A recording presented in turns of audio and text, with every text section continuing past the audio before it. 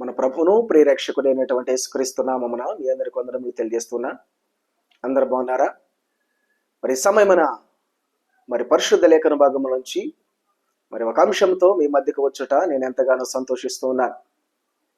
ఈనాటి మన అంశము దాచుకోవద్దు, దోచుకోవద్దు, దాడి చేయొద్దు.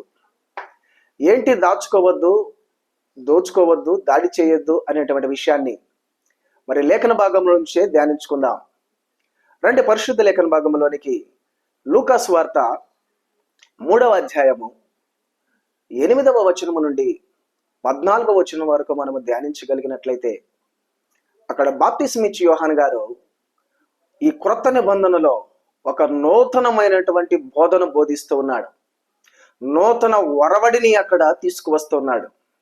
ఏంటయ్యా బోధ అనగా, మారు మనస్సుకు తగినటువంటి ఫలములు మీరు ఫలించండి అంటూ ఉన్నాడు. ఒకవేళ మీరు అలాగా ఫలించకపోతే, ఫలించినటువంటి ప్రతి చెట్టు నరికివేయబడి ఇదిగో అగ్నిలో పారవేయడం జరుగుతుంది అంటూ ఉన్నాడు. అక్కడ ఉన్నటువంటి ప్రజలు, సైనికులు, సుంకరులు అనేక మంది అక్కడ యోర్దాను నది దగ్గర నిల్చొని బాప్తిస్మిచ్చి యోహాను గారి యొక్క బోధలు వింటున్నటువంటి వారిగా మనం చూస్తూ ఉన్నాం. ఆ వారిలో ఉన్నటువంటి ఆలోచనను ఫుల్ స్టాప్ పెడుతూ, ఒకవేళ మీరు అనుకుంటున్నారేమో మేము అబ్రహాము సంతతి వారమే, మాకు ఇవన్నీ వర్తించవు అంటూ ఒకవేళ మీరు అనుకుంటున్నారేమో, దేవుడు తలుచుకుంటే రాళ్ల వలన సంతతిని అనగా కుమారులను కలుగజేయగలడు అంటూ సెలవివ్వగా, ఎక్కడున్నటువంటి జనులలోనూ, సుంకరులలోనూ, సైనికులలోనూ ఒక ఉజ్జీవం వచ్చినటువంటి రీతిగా మనం చూస్తున్నాం.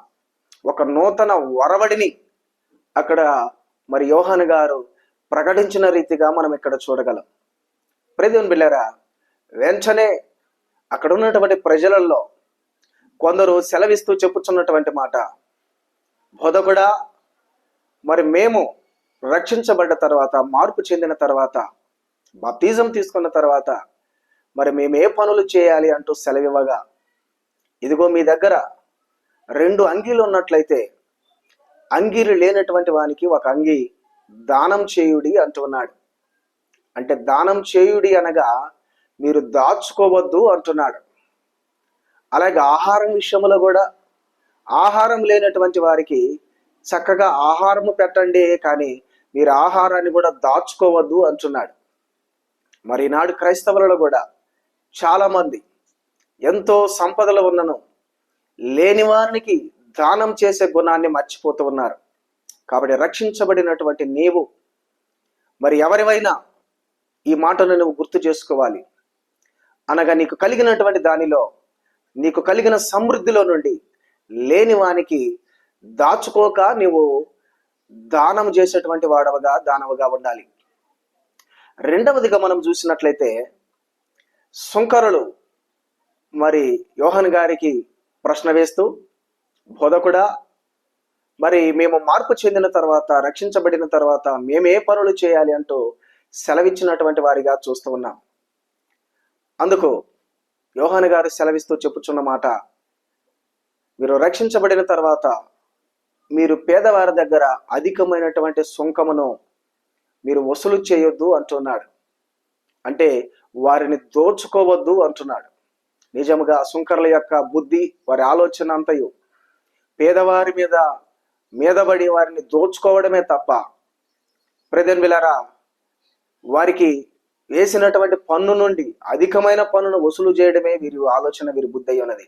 అందుకే రక్షించబడిన తర్వాత ఆ బుద్ధికి స్వస్తి చెప్పాలి అంటూ యోహాను గారు ఇక్కడ సెలవిస్తూ ఉన్నాడు. మూడవదిగా సైనికులు కూడా ప్రశ్నిస్తున్నారు, బోధకుడా, మేము మార్పు చెంది బాప్తిజం తీసుకున్న తర్వాత మేము ఏ పనులు చేయాలి అంటూ ప్రశ్నిస్తూ ఉన్నారు. అందుకు యోహాను గారు సెలవిస్తూ, మీరు రక్షించబడిన తర్వాత, మార్పు చెందిన తర్వాత పేదవారి మీద దాడి చేయకూడదు అంటున్నాడు.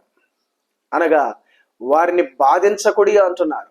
ఎందుకు ఈ మాటలు అంటున్నాడు అనగా, సైనికులకి ఒక అతిశయం ఉంటుంది, గర్వం ఉంటుంది. అనగా ఆ సైనికులకి సర్వ హక్కులు ఉంటాయనేటువంటి అతిశయము, అహంకారాలు ఉంటాయి కాబట్టి పేదవారిని వారి మీద దాడి చేస్తారేమో, అలా దాడి చేయక వారి మీద జాలి చూపుడి అంటూ సెలవిస్తున్నాడు. కాబట్టి రక్షించబడినటువంటి ప్రతి ఒక్కరము ఈ 3 విధానాలైనటువంటి లక్షణాలను మనం కలిగి ఉండాలి. అనగా అధికముగా ఉన్నట్లయితే అది వస్త్రాలే కావచ్చు, సంపదే కావచ్చు, దాచుకోక దానం చేయాలి. రెండవదిగా మరి సుంకరుల వలె దోచుకునే బుద్ధి ఉన్నదేమో దాన్ని తొలగించుకోవాలి. మూడవదిగా సైనికుల వలె అధికార బలముతోటి, కండ బలముతోటి పేదవారి మీద దాడి చేసే గుణం ఉందేమో ఆ దాడి చేసే గుణాన్ని తొలగించుకోవాలి.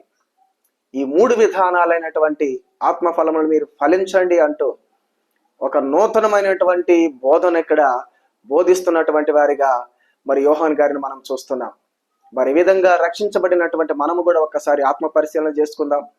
నిజంగా మనం ఈ విధంగా ఇదిగో అధికముగా ఉన్నను దాచుకుంటున్నామేమో, ఇదిగో సుంకరుల వలె ఇతరులను దోచుకునే గుణాల్లో కలిగి ఉన్నామేమో, సైనికుల వలె పేదవారి మీద ఇంకా దాడి చేస్తున్నామేమో. ఆ లక్షణాలు తొలగించుకొని ప్రభువుకు మన జీవితాన్ని సమర్పించుకుందాం.